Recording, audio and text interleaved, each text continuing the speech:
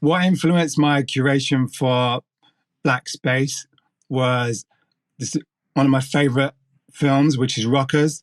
And then there's a brilliant Jamaican British film called Babylon. Those two would be my strongest influences and reference points because it deals with sound system culture and different Jamaican attitudes.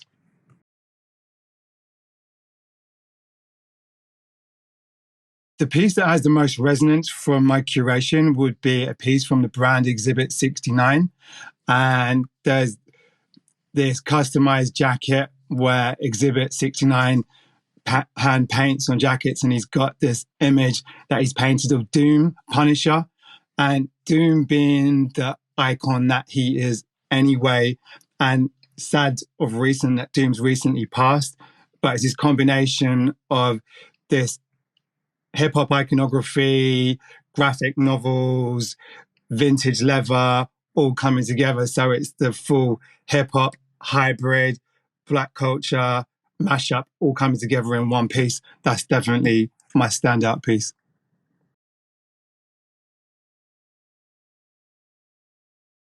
This partnership means an awful lot to me because it's an opportunity to marry culture and brand ideology at, at the same space.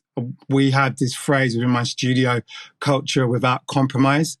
And this collaboration feels like that point where we can tell authentic Black stories at brand level where nothing loses its essence.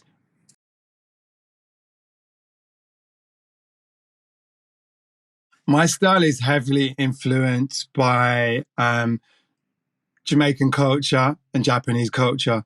I work an awful lot with a number of Japanese brands and spend a lot of time in Tokyo.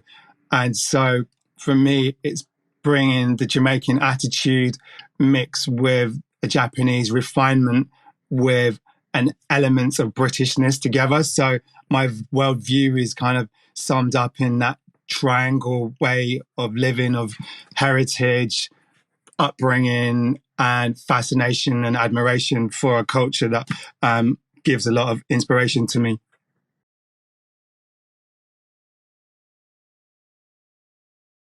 One of the biggest misconceptions about Black people within fashion is that we are nuanced.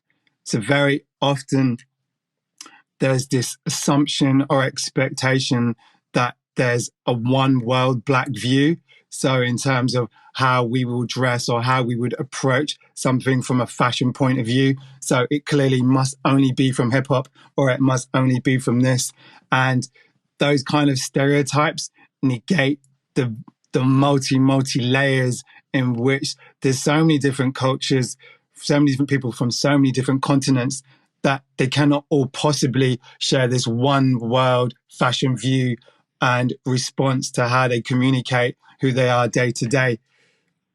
So yeah, I think it's just the fact that people are pigeonholed and stuck in and put into a box because of negative media stereotypes in terms of how Black people or Black culture is supposed to operate and express itself on a day-to-day basis.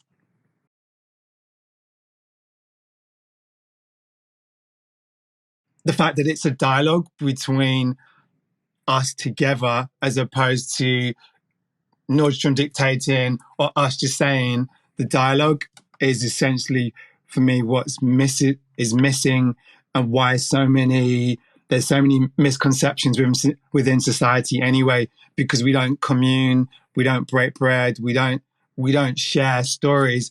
So people build up these crazy stereotypes which then play themselves out.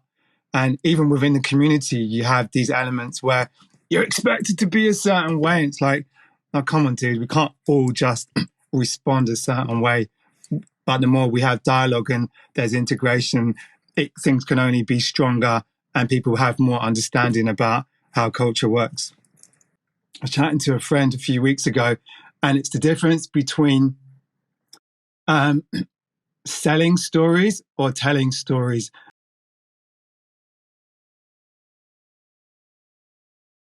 I would love from this partnership, Black Space with Nordstrom, to be able to, number one, introduce new talent and new creativity to a wider audience so that people on both sides of the pond can be starting to experience new brands.